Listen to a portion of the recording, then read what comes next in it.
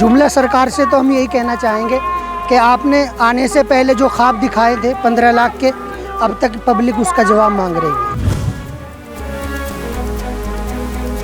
जो इतिहास कल लिखा जाएगा किताबों के अंदर, तो वो ये लिखा जाएगा कि हमारा अगर सबसे बड़ा प्रधानमंत्री झूठा अगर है तो नरेंद्र मोदी है, अगर हमारे कानून का मंत्री झूठा है तो अमित शाह लिख दिया जाएगा।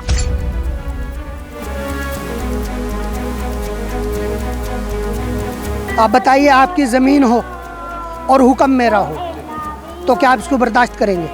उसके अंदर काला कानून ही यही है कि उन्होंने कहा कि आप अपनी ज़मीन को, अपनी जायदाद को, अपने जो उसके अंदर बो रहे हैं दाना, वो जहाँ मर्जी बेचे। अरे तय करे कहाँ बेचे। 1880 में जो बिक रही है ये कोई मोल नहीं है। जिस हालत में हमारे किसान भाई पहले राजी थे, हमें उसी पर रहने दें। ਤੁਸੀਂ ਦੇਖ ਰਹੇ ਹੋ ਪੰਜਾਬੀ ਲੋਕ ਚੈਨਲ। ਮੈਂ ਅਮਨਦੀਪ ਸਿੰਘ ਮਾਝਾ। ਅਸੀਂ ਖੜੇ ਹਾਂ ਬਰਨਾਲਾ 'ਚ ਮਹਾ ਰੈਲੀ ਜਾਰੀ ਆ, ਸ਼ੁਰੂ ਹੋ ਚੁੱਕੀ ਆ। ਤਸਵੀਰਾਂ ਤੁਹਾਨੂੰ ਦਿਖਾਉਂਦੇ ਆ, ਪਹਿਲਾਂ ਵੀ ਦਿਖਾਈਆਂ ਨੇ, ਨਿਊਜ਼ 'ਚ ਦੇਖੀਆਂ ਨੇ ਤੁਸੀਂ। ਸੋ ਤੁਹਾਨੂੰ ਦੱਸਦੇ ਆ, ਵੱਡਾ ਇਕੱਠ ਹੋਣ ਦਾ, ਲੱਖਾਂ ਦੀ ਗਿਣਤੀ 'ਚ ਲੋਕਾਂ ਦੇ ਪਹੁੰਚਣ ਦਾ ਅਨੁਮਾਨ ਆ, ਕਿਸਾਨਾਂ ਦੇ ਪਹੁੰਚਣ ਦਾ ਅਨੁਮਾਨ ਆ। ਸੋ ਤੁਹਾਨੂੰ ਦੱਸ ਦਈਏ ਕਿ ਮੁਸਲਿਮ ਭਾਈਚਾਰਾ ਪਹੁੰਚਿਆ, ਮੁਸਲਿਮ ਫਰੰਟ ਪੰਜਾਬ ਦੇ ਜ਼ਿਲ੍ਹਾ ਬਰਨਾਲਾ ਦੇ ਆਗੂ पहुंचे ने। करांगे गलबात। हाँ जी, की नाम है अपना? मेरा नाम मोहम्मद इमरान है। अच्छा मोहम्मद जी, केड़ा फ्रंट बनाया हुआ? आप फ्रंट तो आए हैं? ये हाँ जी, मुस्लिम फ्रंट ऑफ पंजाब, यानी हमारी एक जमात काम करती है तमाम पंजाब के अंदर। अल्हम्दुलिल्लाह जिसके सदर भाई हंसा भी हैं, जिम्मेदार है बरनाला शहर से। और इसके अंदर हमारे नीचे तबके के जितने भी आदमी हैं और जितने भी हमारे लिखे पढ़े नौजवान हैं जिनको रोज़गार नहीं है, तो ये कमेटी हमारी ऊंची लेवल की उनको तालीम देने का काम करती है। उस वक्त जो हम इस बैनर के नीचे लेकर आए, हमारे आने का मकसद भाई किसान यूनियन के साथ, इनके साथ मिल के चलने का है। क्योंकि हमारे मुल्क के जो हालात हैं वो बहुत नाजुक हैं इस वक्त। हमारा मुल्क अंदर से बहुत खोखला हो चुका है, क्योंकि खोखला तो पहले से भी है। और तकरीबन मोदी के आने से पहले भी हमें एक वोट की तरह, हमें नोट वोट की तरह इस्तेमाल किया गया। और उसके बाद क्या है कि हमें कभी किसी आईना दिखा दिया गया, ख्वाब भी दिखाया गया, हमारे ख्वाबों को कभी साकार नहीं किया, सच नहीं किया। पर प्रधानमंत्री नरेंद्र मोदी कह रहे हैं कि देश अगे जा रहा, असीं कानून लिया रहे हैं, देश नूं बदल देंगे, देश नूं बहुत अगे ले जाएंगे। देखो जी, जुमला सरकार से तो हम यही कहना चाहेंगे कि आपने आने से पहले जो ख्वाब दिखाए थे 15 लाख के, अब तक पब्लिक उसका जवाब मांग रही है। उसके बाद हमारे जो गृह मंत्री अमित शाह जी हैं वो बोलते हैं अगली डिबेट में कि वो तो एक जुमला था। हम ये चाहते हैं कि मोदी जी और अमित शाह जी इस चीज़ को सुन लें कि आम जनता अब जाग गई है आपकी जुमलेबाजी से। बिल्कुल हम इससे खफा हैं और आपको कभी भी आने वाली नस्लें हमारी माफ़ नहीं करेंगी।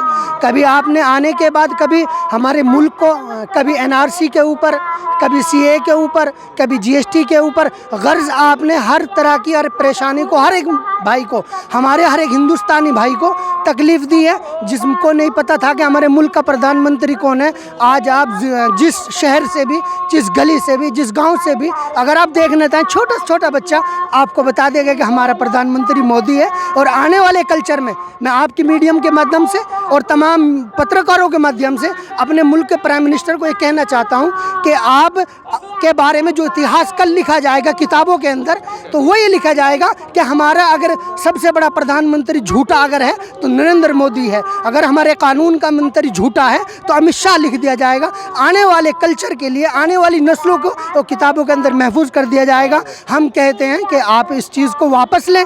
ये काला कानून जो आप किसानों के लिए लेके आए, आप 2 मानने को तो बिल्कुल आप माने कि हाँ हमसे गलती हो गई, तीसरे को आप मानने को तैयार नहीं है।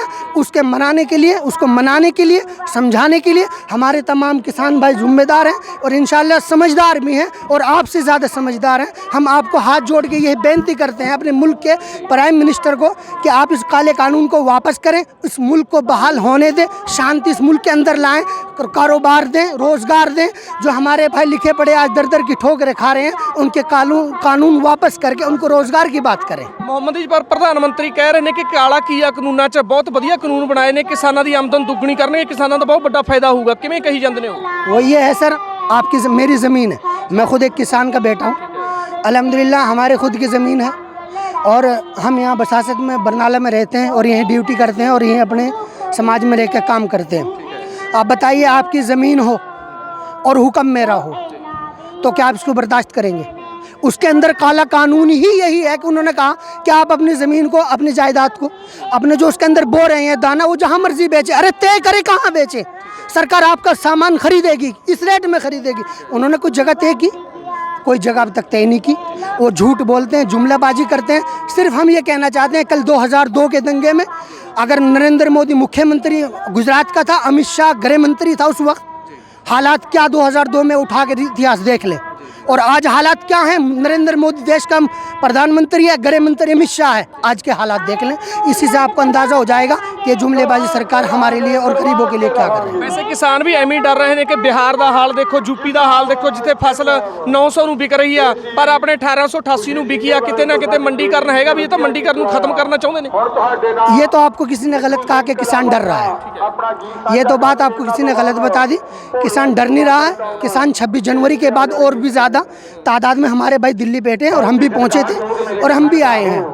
मैं बोल रहा हूँ कि किसान ये डर रहा है कि जैसे बिहार और यूपी के किसानों का आज हाल है, उनकी फसल 900 को बिक रही है, हमारे पंजाब हरियाणा में फिर भी 1888 को बिकी, कि पंजाब और हरियाणा का भी वही हाल होने वाला अगर ये कानून पास हो गए। क्या लग रहा तो 1880 में जो बिक रही है ये कोई मोल नहीं है।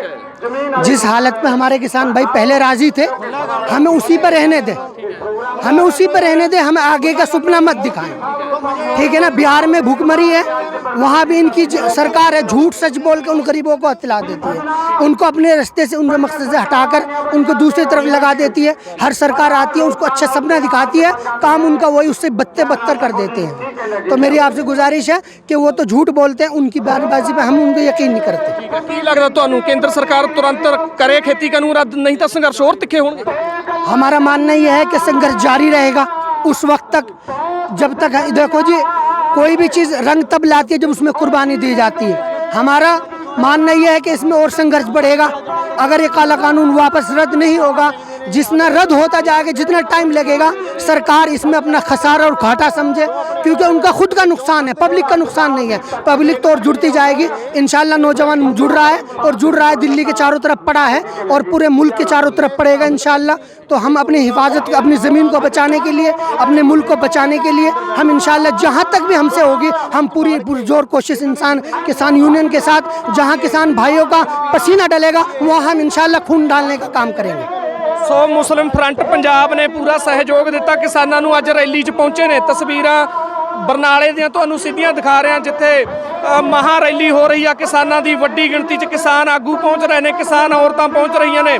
ਤਸਵੀਰਾਂ ਬਰਨਾਲਾ ਦੀਆਂ। ਮੁਸਲਿਮ ਫਰੰਟ ਪੰਜਾਬ ਵੱਲੋਂ ਕਿਹਾ ਗਿਆ ਕਿ ਖੇਤੀ ਕਾਨੂੰਨ ਰੱਦ ਕਰਨੀ ਹੋਣਗੇ। ਅਸੀਂ ਕਿਸਾਨਾਂ ਨਾਲ ਆ, ਜਦੋਂ ਤੱਕ ਸਰਕਾਰ ਪਿੱਛੇ ਨਹੀਂ ਹਟੇਗੀ ਸਾਡੇ ਸੰਘਰਸ਼ ਚੱਲਦੇ ਰਹਿਣਗੇ। ਗੁਰਪ੍ਰੀਤ ਸਿੰਘ ਤੇਜੇ ਨਾਲ ਅਮਨਦੀਪ ਸਿੰਘ ਮਾਝਾ, ਪੰਜਾਬੀ ਲੋਕ ਚੈਨਲ।